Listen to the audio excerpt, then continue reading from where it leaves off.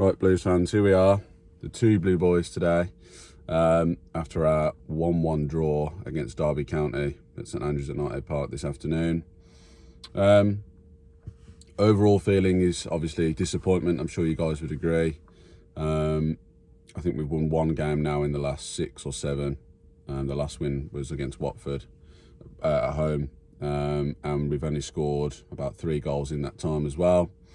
And today was pretty much the same story once again. We've just listened to Chris Davis on BBC WM, wasn't it? It was. And he didn't say anything that I wouldn't have expected him not to say. And he's also not wrong in what he says, but I'm probably like you guys as well. I'm sick of hearing that, you know, we have moments and we have this and we have that. Most games we have shots on goal and just shots in general. We're not winning games and we're not scoring goals, and those go hand in hand. So I'm not bothered about moments and such. Like, you got to make it count, and today we didn't do that, particularly against 10 men for basically an entire half and 5 minutes, something like that. And that was the consensus today. We just didn't do enough, and it's testing times now, because obviously we know we've got Southampton next in a few days' time, Watford away, and then Coventry back at home again. And today was the game where we needed to win, in my opinion, and we didn't do so. And now, with our man sent off, Chris Clara misses 3 games. And on top of the injuries that we've already got and Tommy Doyle's suspension, that just worsens things even more for us. But yeah, first half, obviously, Demarai Gray hits the post. I think he should do better there, but I think he's slightly off balance when he takes the shot. They go up the other end and score. Chris Davis put it down to being, you know, one long clearance. It wasn't really a clearance. It was pretty deliberate to me from what I saw. And I think it was Ajimang, wasn't it? Put them 1-0 ahead. And then, you know, we're kind of looking for flurries here and there. Nothing's really going with us. They get a man sent off for the second yellow. And then from then on, we think we're going to press on and make something more of it. Yes, we do get the equaliser for a bit of a scrappy goal for Jack Robinson, which, by the way, I think we both agreed, didn't we? He was our man of the match today. He was, definitely. He's really starting to show what he's about. Yeah. As long as he can keep a lid on it. I think he's been playing well for us, and it'll be vital to us in this period now that we've got players out through suspension and injury. And then, yes, he hit the post at the end. He also had a long-range shot, and we had a few moments. But again, that word again, it's just moments. We're not making it count in a very tough period now. And from the fans and potentially behind the scenes, there is growing pressure on Chris Davis, isn't there? There is, and I think this is more evident now, particularly because of how today's game went. The opposition going down to 10 men after 39 minutes. So you've played just over an hour, included added time, against an opposition who only have 10 men. Yes, Derby did a good job of putting 11 men behind the ball.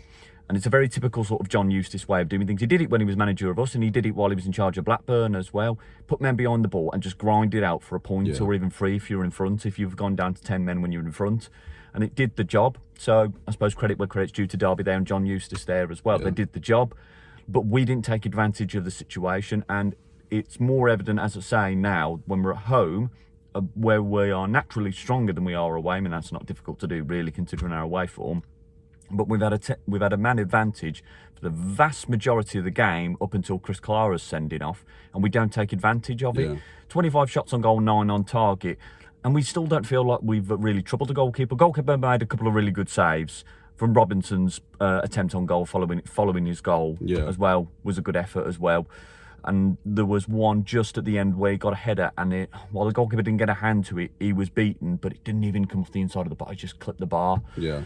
Dimmy's chance in the first half, as you mentioned, Joe, maybe he should have done better, but maybe he's a little bit off balance, as we saw on the replay through Sky Sports following the game, because we thought live he should have done a lot better with it, and maybe should have put it across the goalkeeper instead of near post, but maybe he's gone near post because he's gone off balance when he's hit it. It's difficult to say, isn't it?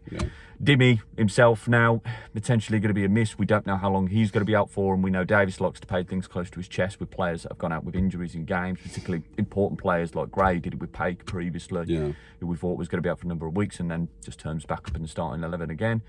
Dutch absent again. Yeah, a lot of people saying Stano is very absent, and we've talked about this before. Stano is not playing in the right position. No. Playing him as a 10 is not effective. Accommodating Dutch is not working either. No. We need to change that as accessible. At least Davis obviously needs to change that setup, but I just feel as though, like a lot of things, Davis is just going to plod on and play the players he wants to play and the system he wants to play, and we're not really going to utilise a very good striker in Jay Stansfield as effectively as we should be. Yeah. And we're paying the price for that now, because we're not even scoring goals at home. Yeah. There was a period where we were scoring 12 goals, 13 goals, including away in total as well. And now we're not doing any of that. Yeah, the thing is we can judge it by a game basis, and a lot of teams in this league, and in any league, does that in terms of individual mistakes, injuries, this should have happened, that should have happened. What I'm seeing is very much a pattern here, which is, and I think I said this to my old man going back to before the QPR away game, and I said, I think that the worst is yet to come, and now we're going through it. I was starting to foresee, not to sound like I'm predicting the future or whatever, obviously, but like just putting patterns together and seeing that, with little niggles that players have got, and obviously the 2 red cards we've had in the last 2 games, I just foresaw that perhaps we were going to go through the worst of it, which I think we're going through now. And the general feeling and consensus is that, we play like that again today against Southampton on Monday, we're going to get slaughtered, in my opinion, Going to get absolutely taken apart. And obviously got Watford away after, which is tough, and then Cov at home, which is, again, going to be another one where we're probably going to get beat if we play like that again today. And that's all it is. It's realistically about making things count at home, because we do play better at home. But again, we can't just keep having moments and where, this nearly happened and that nearly happened. We're not making it count. You have 8 shots on target, and we're not gonna score a single one. Well, we scored one today, and that was obviously bumbled over the line, wasn't it? But other than that, what have we got to show? And the other side of the thing that I think about sometimes is the fact of the style that we play. I think we all know that doesn't work away, and we've said this on this channel before about we need to be a bit more direct away, a big man up front, start Linden for instance. But at home, we're going to play our style because it's been working. What I also think is happening now, which I think is fair to bring up, is that, and we've said this before on this channel, is that the away performances and results are now starting to spill over right in front of our eyes at home, because now we've drawn 2 games in a row at home, 1-1, particularly against Charlton, that we probably should have beat and should have won the game today. Yes, Dimmy Gray going off injured early in the match did completely fuck us, because no disrespect to Lewis Kumas, but the kid's not there yet. He's not shown enough quality. He's not the same caliber player, is he, at all? No, he's nowhere near. He's not on Dimmy Gray's level. As I say, Jack Robinson, on more positive notes, I suppose. Jack Robinson, man of the match today, obviously got himself a goal, shot from range, which was a good save. Going in right, he was going to be nestled into the top corner, and then obviously hit the bar to nearly win the game for us. And he was solid defensively. I think other than that, I thought Patrick Roberts was fantastic today. Mark Leonard had a good game. I thought Evan Cashin did as well. Yeah, he did actually. Yeah. I think we were a little bit concerned when we started the 11, and then we saw them practicing the defensive line just before kick-off, and we saw Cashin on the left, at left back. We thought, okay, that works, that's better. Robinson's in a more natural position at centre left anyway, and it worked really well. And like you say, Joe, man of the match was Jack Robinson. There was no 2 ways about it, for a number of reasons, but a little bit concerning how you've got 9 shots on target, and really the person who scored and the person who came closest to scoring thereafter is your centre-back. Yeah, it is concerning. It's a very and that's not even the case from set pieces necessarily.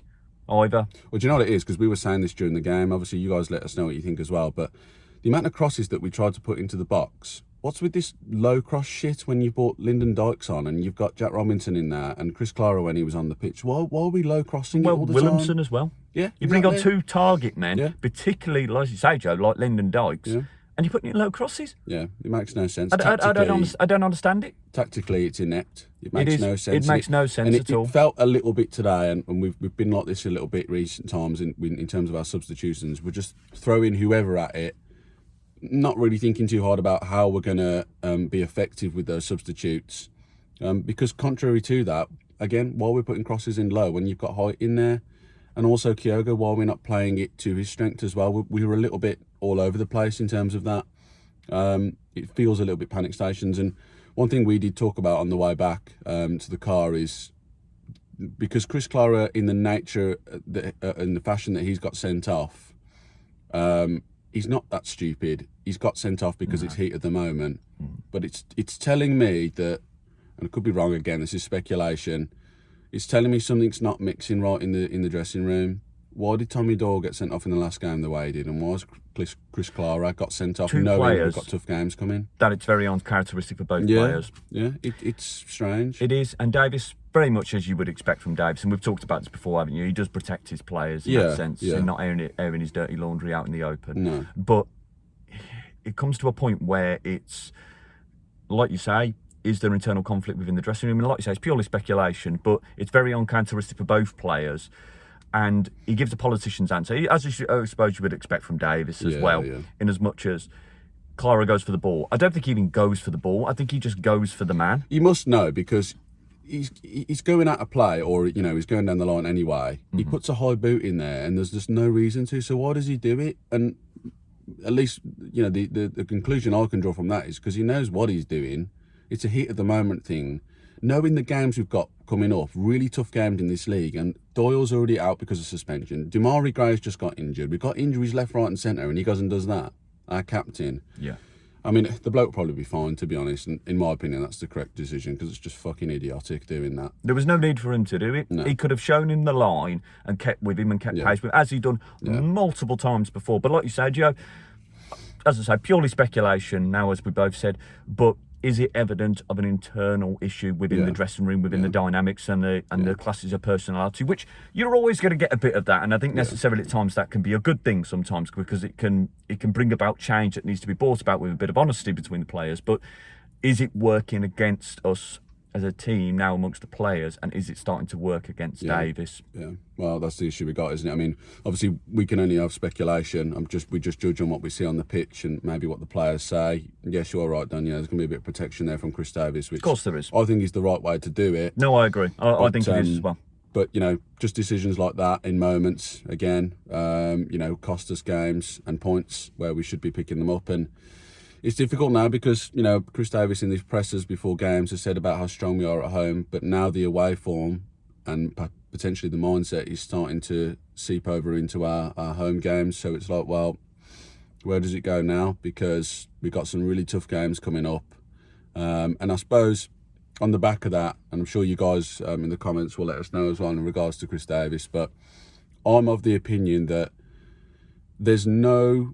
Unless we were like at the foot of this league, or we really were in the shit, because we're like 10 points clear, still at the bottom three. Unless that's happening, we don't need to get rid of him, because who are we going to get in that's going to be any better realistically? Give him the January transfer window, and let's go from there. That's just my opinion. You guys, as you always do, let us know what you think. But there's no reason to get rid of him. Who else are we going to get in?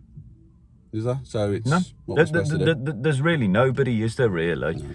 I mean, people will argue, but Rob Edwards went to Wolves and they got Kim Hellberg in, and they're doing well. Middlesbrough were doing well before Kim Hellberg came in, so there's always going to be a little bit of a carryover there. I just think there's going to be too much of a disconnect if Davis goes now and we try and scramble and get somebody else in. Let's get through January, like Joe says. I know there's been, as you guys always do, let us know in the comment section what you do think about that. Is it time for Davis to go, or do we see it in through January transfer window and then in towards the end of the season and reevaluate from there? But I really think that as a newly promoted side, and we need to keep remembering that as well, even though we've been very present in this division for 13 of the last 14 seasons, it's worth remembering with a new manager, with a new team and a new outlook on things. And it's not always going to be the way we want it to be. There are going to be times like this. It's like Davis said in his post-match on BBC WM. It's a time of the season. We're halfway through now. There's going to be suspensions, injuries, and there's going to be difficult results and times in which we need to ground out.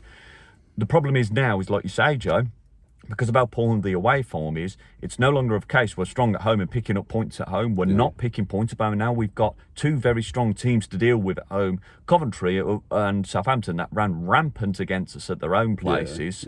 Granted, we went down to 10 men of the Coventry game, but it ultimately, I don't think it would have turned out any different, the results, as it were. But it begs the question, with injuries and suspensions now, where are the points going to come from? We're arguably missing our two best players going to Southampton in Damari Gray and Tommy Doyle. And now Chris Clara as well. Basically our three, in my opinion, that are probably our best aren't going to be or there. Certainly our most influential players. Yeah, by definition, probably our best. But obviously got those tough games coming up now, and personally, if we can get a draw in one of them, I think I'd be surprised at that. I'd be happy with a draw against Southampton. Yeah, I mean, despite it being at home, I'd certainly be happy with a draw against Coventry. At this point, I'd take a draw. We should have won today. This was the game to win out of the next 3 at home, and we haven't. And because of that, we absolutely have to get something against one of the 2 teams who we play at home next, in Southampton and Coventry. So yeah, there we are on a Boxing Day fixture against Derby and taking a point, and that's probably the only positive really to come out of it. Is the fact that we didn't lose the game, which we could have done. So we take a point and we move on to Monday night. So yeah, as always, obviously you guys let us know what you think of today's performance. Chris Davis, the manager, the players, who was your man of the match today, and then any predictions as well that you guys have for our Monday night game against Southampton, and then even Watford away or Coventry after that. So if you are new around here, please like the video, subscribe if you want to see more from us. Any Derby County fans as well in the comments, congratulations to you guys on the point today. Very solid performance, and you earned your points as well. Yep. We'll say that. Yeah, Agreed. we tried to break through you, but they did. They stood up, and it was a classic John Eustace performance. We know all about that. We were like that when he was at us. So fair play to you. So next time we come to you guys will probably be a post-match reaction for the Southampton game, as it's quite a quick turnaround, so we won't be able to do a preview before that. But until then, Blues fans, a Merry Christmas to you all, and we will see you all very soon. Keep right on. Keep right on.